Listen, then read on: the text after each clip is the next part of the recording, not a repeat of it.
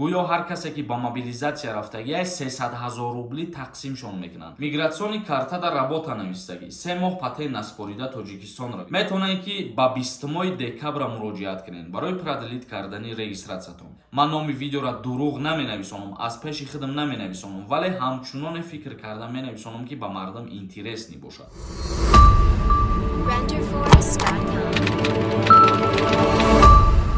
Ассалому алайкум ба ҳама тамошобинони барномаҳои канали Юрист Тиҷаи барномаҳои Сорубон Сафаров.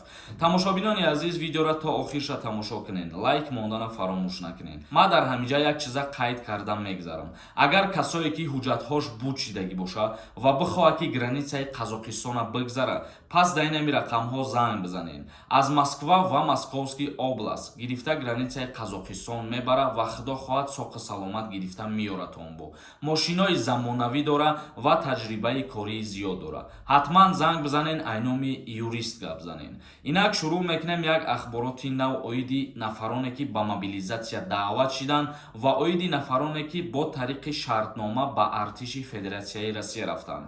Бо қарори президенти Федератсияи Россия имрӯз як қонуни нав ба имзо расид. Яъне ки ҳар касе ки ба мобилизатсия даъват шуд ва шартномаи яксола кард, барои ҳар як одаме ки шартнома кардагиай аз ҷониби бюҷети давлат 195 000 рубли ҷудо карда мешавад. Дар бисёр шабакаҳои интернетӣ як овозае паҳн шид ки гӯё ҳар касе ки ба мобилизатсия рафтагиай 300 000 рубли тақсимшон мекунанд. Вале ин овоза ягон асос надорад. Танҳо президент тасдиқ кард ки касое ки бо тариқи шартнома ба артиш омаданд 195 000 рубл ба аҳли оилашон кӯмакпулӣ дода мешавад. Ибад ахбороти нав ва акнун мегзарем ба қисми хондани комментарияҳо. Дар ҳамиҷа камтарак оиди конкурс гап мезанам. Хоҳиш мекунам видеоро нагзаронед, то охирша тамошо кунед ва дастгирӣ кунед.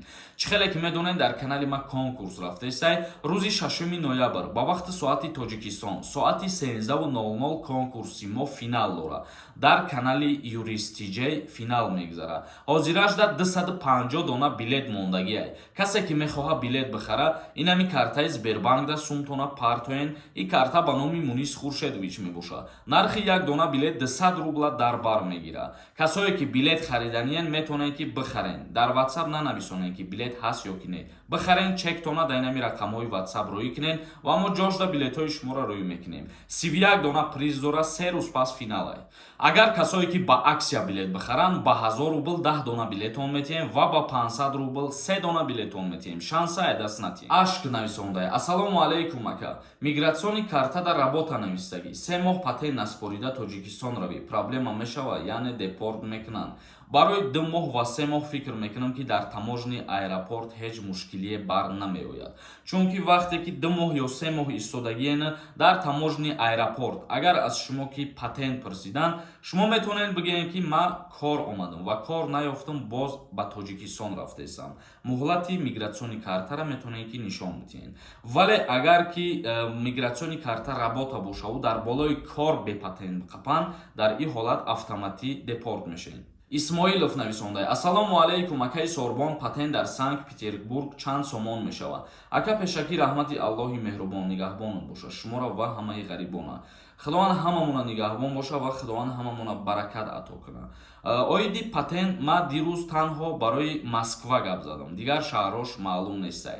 Дар соли 2023 патент дар шаҳри Москва 6600 рубл мешавад. Фирӯз нависондай. Ассалому алайкум ака, зинда бошед. Маълумотҳои асосиро ба муҳоҷирон мерасонед. Зиндаву сарбаланд бошед. Худованд шуморо нигаҳбон боша, фақат дастгирӣ кунед. Тамом. Нигина нависондай. Ассалому алайкум ака. Агар патент то 2 феврал, регистратсия 1 январ тамом мешавад, чӣ хел продлит мекунам? Метавонед ки ба 20 декабр муроҷиат кунед барои продлит кардани регистратсиятон. Беҳрӯз Соибов нависондай. Ассалому алайкум акаи Сорбон, раҳмат ба шумо, аз ҳама хабарҳо бохабар мекунед. Рӯзҳое ки ба Тоҷикистон омаданд, прописка мекунанд ё ин ки не? Пешакӣ раҳмат бародар, муҳим аст. Худо нигаҳбонатон бошад.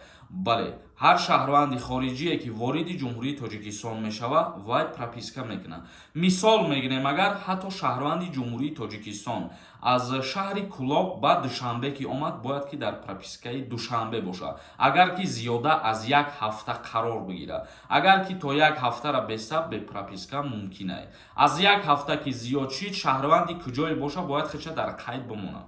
Мавзуна Шарипова нависондаe: Ассалому алейкум, агар судебни дошта бошӣ, запрет кунанд, шаҳодатнома, паспорти тоҷикӣ ва загран алиш кунанд, метавонанд омада ба Русия, ягон проблема намеша ё ин ки мегардонанд. Дар ҳолате ки Уголовный кодекс қати шаҳрванди хориҷиро дар Федератсияи Россия ба ҷавобгарӣ мекашанд, ура депорт намекунанд, доғи судӣ мегирад, танҳо халос. Раҳматулло Ҳамидов нависондаe: Ассалому алейкум бародар, як савол дорам. Ай қумсангир чӣ қадар шидааст, яъне чанд фоиз даъват ба хизмати ҳарбӣ? Илтимос пешакӣ Ҳазор Аҳмад зинда бошӣ. Видеои динангира тамошо кунен, оиди фоизи нақшаи даъваткунӣ ба хизмат суҳбат кардагиам, ҳамаша гуфтагим мавҷуда. Муҳаммад нависондаe: бародарҷон, ҳамин саволи мара ҷавоб те, пешакӣ раҳмат. Акай Сорбон мара документом 1 декабр буд мешаванд. Ман метавонам то моҳи январа бе документ гардам ё депорт мекунанд. Бародари азиз, ти як рӯз ҳақ надорӣ ки бе документ бигардӣ, чунки ҳар шаҳрванди хориҷие вориди Россия мешавад, то муддати 15 шабона рӯз бояд регистратсияша бигирад ва то муддати 1 моҳ бояд патент бигирад, агар ки ба нияти кор рафтагӣ бошад. Ти ҳақ ва ҳуқуқ надорӣ, як рӯз бе документ гашти, ҳақ доранд ки тира депорт кунанд. Эҳром Муродов нависондаe: Ассалому алейкум, сози хуби акай Сорбон. Ман 5 декабр Тоҷикистон бурам, дар аэропорт проблема мешава, нашод аблава.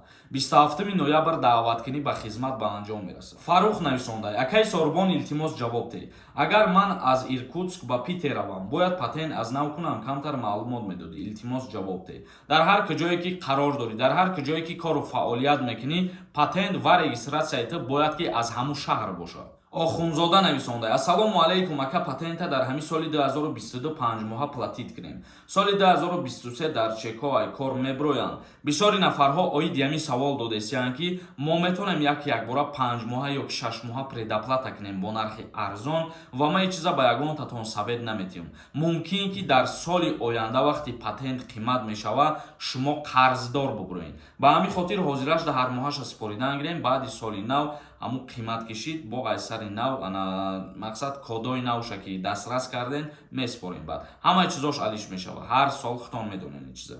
Амиршо нависондаe: Тоҷикистон ба пеш, юрист тиҷаи давомаш додан биги бачаёча. Худо хоҳад ҳозираш да кору фаъолият кардесем. Гарчанде ки YouTube ягон фоида надора барои моро, ягон пулам наметиҳад, мо кӯшиш мекунем ки каме ҳам боша манфиати мо бираса ба мардум ва мардум ҳамин чиза хуб қабул кунанд, дастгирӣ кунанд. Тамом. Достон нависондаe: акай Сорбон, баъди 1 моҳ 2 фарзанддор мешам. Ҳозир Тоҷикистон равам, аблава меқапад ё не? Жду ответ. Дар ҳолате ки ҳамсари шумо ҳомиладор мебошад ва шумо ба Тоҷикистон биёену ба хизмат агар гирифта бибарандтон, дуюм фарзандтон ба дунё ки омад, аз хизмат шуморо озод мекунанд. Бо ҳамун ваени билете ки 2 сол хизмат мекунӣ, ҳамхелӣ дода ҷавобтон метиҳанд.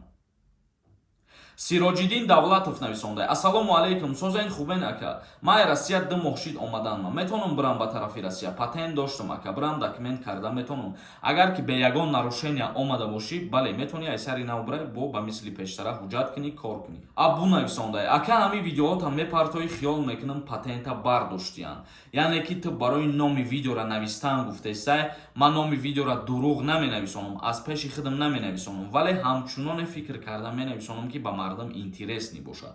ҳар чизе ки гап мезанам, аз дохили ҳамун гапҳома гирифта номи видео мемонам. Тамошобинони азиз, ба ҳамин барномаи имрӯзара ҷамъбаст мекунем. То барномаҳои дигар, худованд ҳамаи мо шуморо нигаҳбон бошад.